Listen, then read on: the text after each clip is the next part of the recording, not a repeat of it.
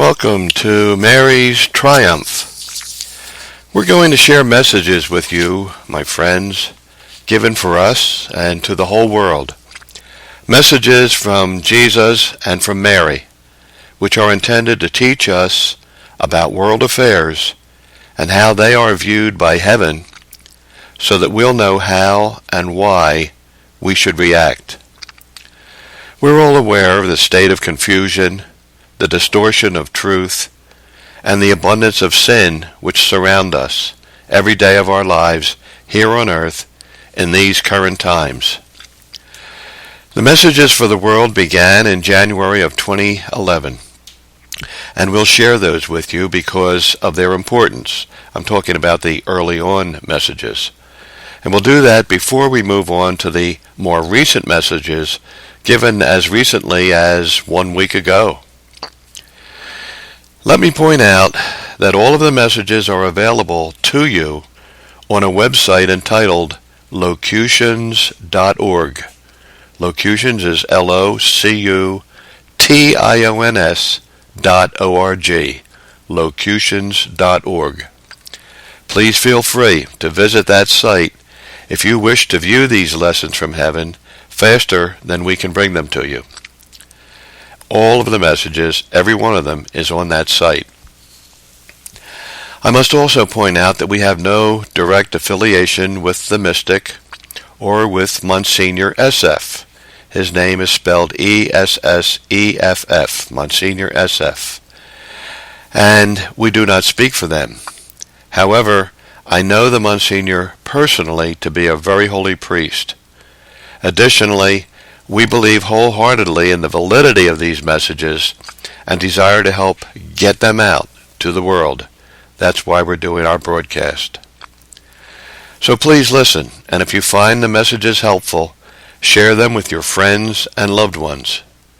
Visit our link often for updates, and by all means, check out the site locutions.org. I'll be reading the messages to you, and let's begin now with a little bit of background. We'll start out with one message and then move into more background. On December 10th of 2010, the Blessed Virgin Mary spoke to this mystic, saying, "I will soon begin to speak to you for the whole world. You will receive these words as you have received the other words. You will write the words down and record the proper dates. You will take these words to Monsignor SF for his discernment. If his heart discerns that these messages should be released to the whole world, they will go forth. He will correctly say that these are being given to one of his directees. The time is short, and that is why I have moved you so quickly." Now here's a post which you'll see on the website locutions.org from Monsignor SF himself, giving a little bit of background. Let me read you what he said. "Let me introduce myself. I am Monsignor John SF, a diocesan priest of Scranton, Pennsylvania, ordained in 1953. In 1959, Padre Pio became my spiritual director. Padre Pio, my friends, of course, is now Saint Padre Pio. For many years I was the spiritual director for Mother Teresa of Calcutta. As a favor to her, I traveled all over the world, giving retreats to her sisters. Above all, I am privileged to be a spiritual director for hundreds of souls at every stage of the spiritual life. Some are beginners, others are advanced, and some are mystics. For many years I have been director for a special soul.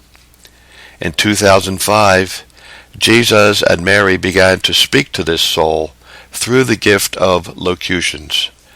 Locutions has been described by St. John of the Cross, my friends, and it's verbal messages that you hear internally. These locutions now total over 800.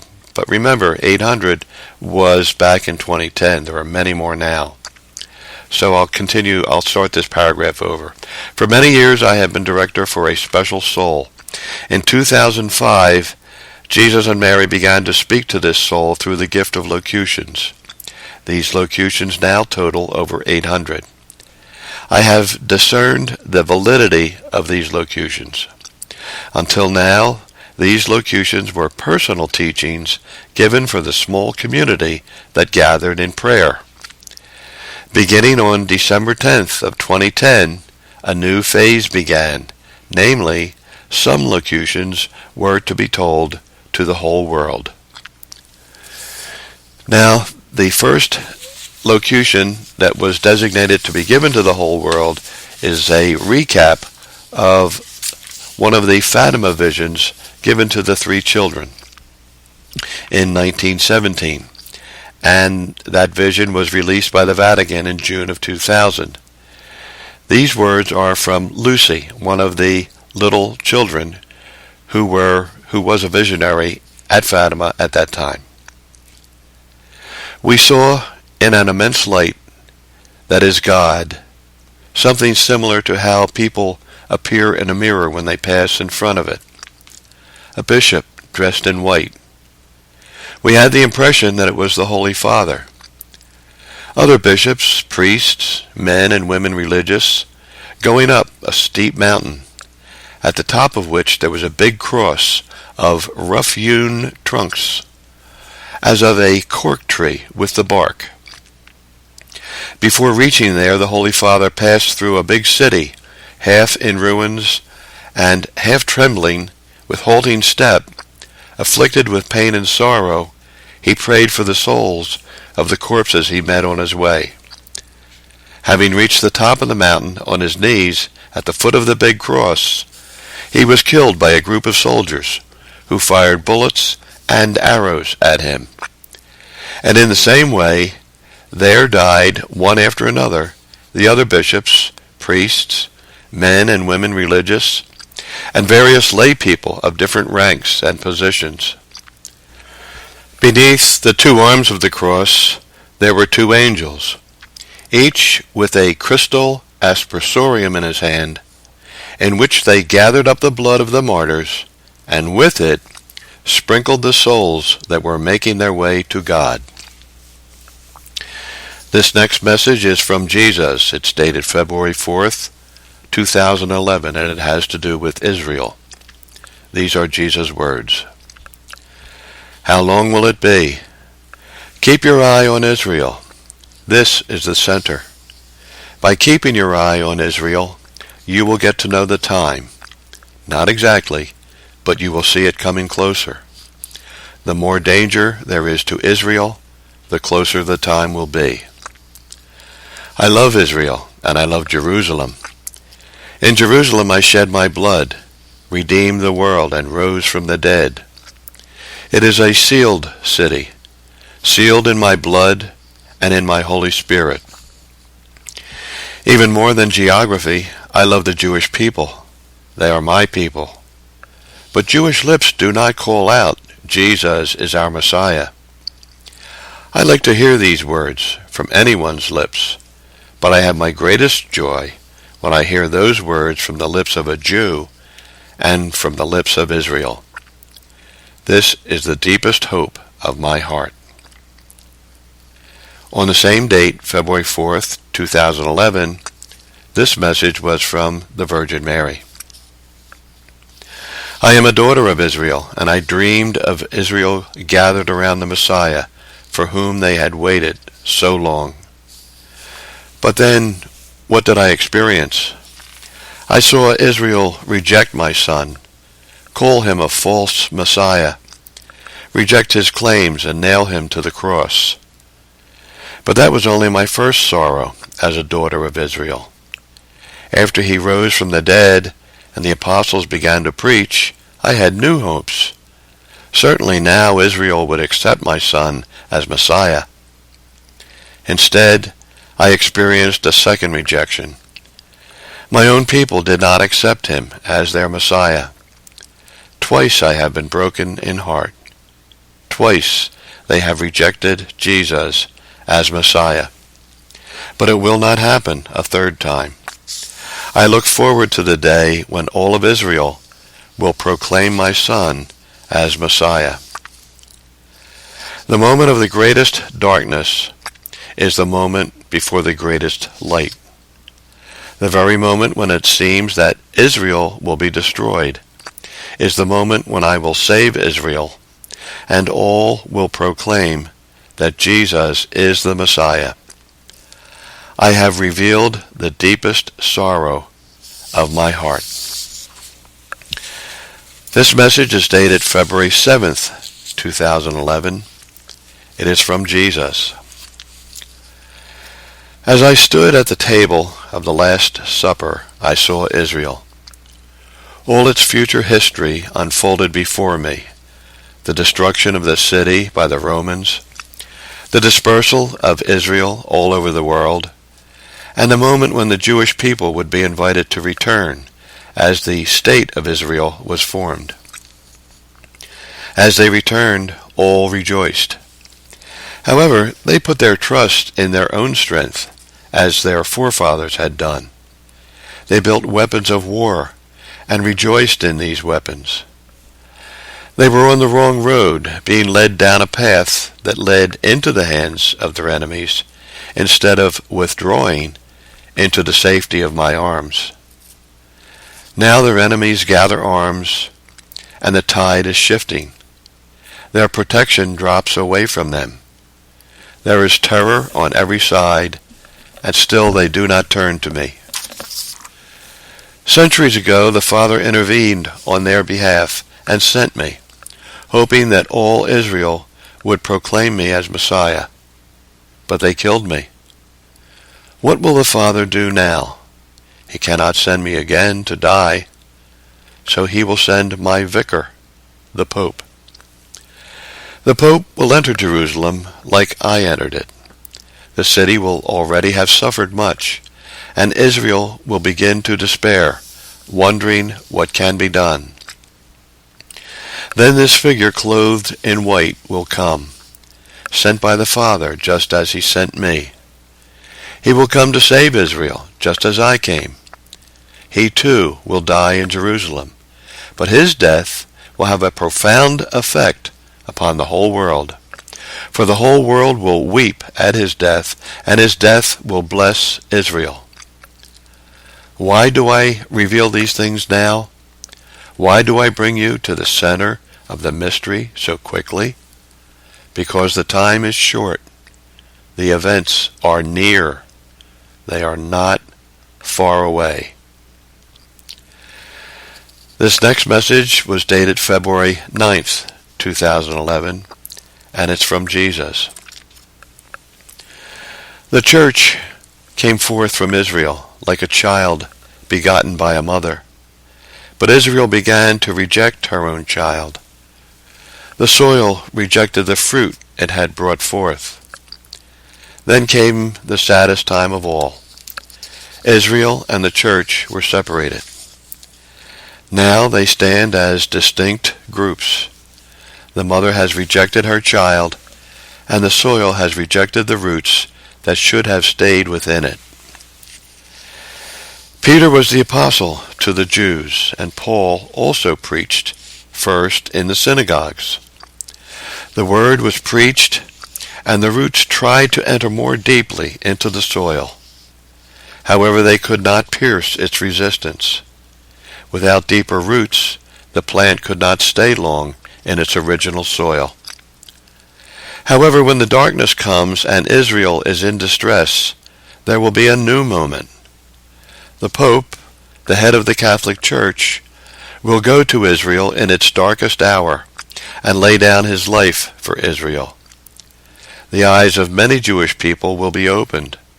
They will say, "We have been saved by the Catholic Church." The soil will be open and receptive again to the original seed. My church and my Jewish people will be joined as I have wanted them to be for centuries. As the church's roots are placed once more into its original Jewish soil, the other divisions of the churches will be healed, because they happened due to this first division of the church from the synagogue. It will be clear to all the Christian churches that there is a new call to unity, a call to unity at the roots and in the heart. Churches will see what they have never seen and do what they thought they would never do. Seeing the union of Israel and the Catholic Church, they will say, "We must be one." All the barriers to unity put up over many centuries will be swept away in one breath of the Spirit. There will be the ingathering prophesied by Isaiah. All the riches of the nations will come to Israel. This will be true wealth, the spiritual wealth of all the churches gathering as one in Jerusalem with Israel and the Catholic Church. My prayer will be fulfilled, that all would be one as the Father and I are one. Also, the world will see something quite different, what they have never seen. They will see the churches united, and all the churches united with Israel. The world will experience a powerful call to come out of the darkness. The church and Israel will be a light to all nations. The light will not be lessened or covered over by divisions of the churches or divisions between the churches and Israel. The world will not be able to escape the invitation. The unity will stand before them, inviting them to accept me as Lord. This next message, my friends, was also dated the same day and is from Mary. A moment will come when I will take my beloved Son, the Pope. I will walk with him to Jerusalem. For the second time, I will go to Jerusalem to witness the death of a son. When this happens, the eyes of the Jewish people will see for the first time.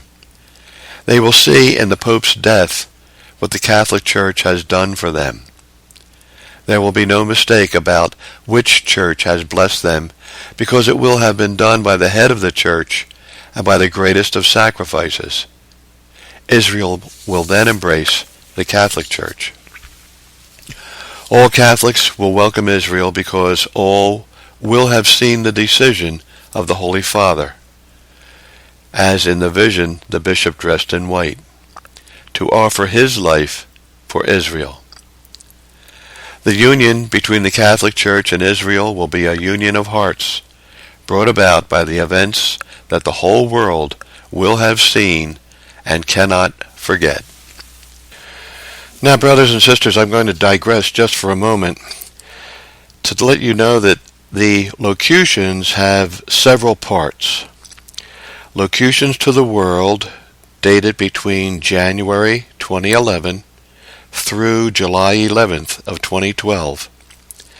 And then a category called Other Locutions, which are dated between July 13th of 2012 right up to the present time, right here now in 2014.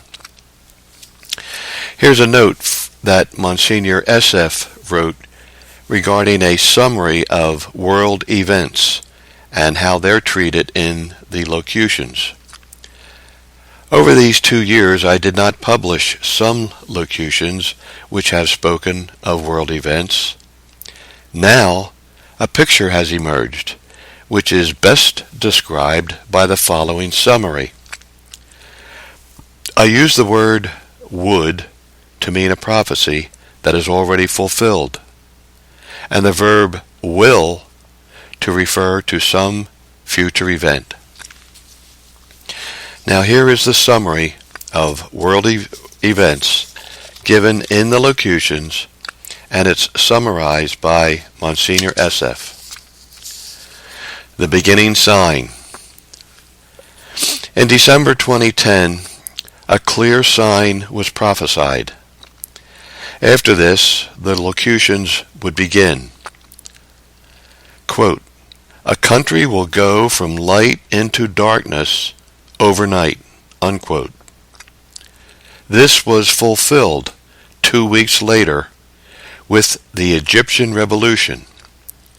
Since then, the locutions have said the following. Number 1. The Egyptian Revolution was caused by Satan, who always uses the desires of people, even legitimate ones, for his goals. In other words, Satan used the legitimate desires to be freed of a dictator for his goal of destabilizing Egypt. Number 2. Satan's true goal is revealed only later, when it is too late to reverse the events. Number 3. His goal was to establish the Muslim Brotherhood in power in Egypt. Number 4. In this way, a ring of protection around Israel would be stripped away. Namely, Egypt would no longer be friendly to Israel. Number 5. The Egyptian and Libyan revolutions were not the tipping point. They were fires contained within their own countries. Number 6. The important revolution would be in Syria. This revolution would be more violent and would last much longer. Because of its length and violence, many walls against evil would be destroyed. Number 7. Although the Middle East had many groups of evil, this evil power was limited because the groups were not connected. Number 8. The Syrian revolt was a new stage. With the walls taken down, the different forces of Muslim terrorists would coalesce. In this way, national boundaries would have less meaning and less force. Terrorism would be united all across the Middle East. Number 9. Because President Obama has deliberately altered America's role in the area, everyone involved in terrorism would know that they did not need to worry about American intervention. Number 10. These terrorists would experience a great wave of enthusiasm, believing that every stable government can be toppled. Number 11. Revolutions and destruction are Satan's means to disrupt any kind of a stable government. Number 12. These terrorists, emboldened by their successes in Syria, will look to do the same in Afghanistan and Pakistan. Number 13. President Obama's failure to respond means that Satan's timetable is moved up. His planned events will happen sooner than expected.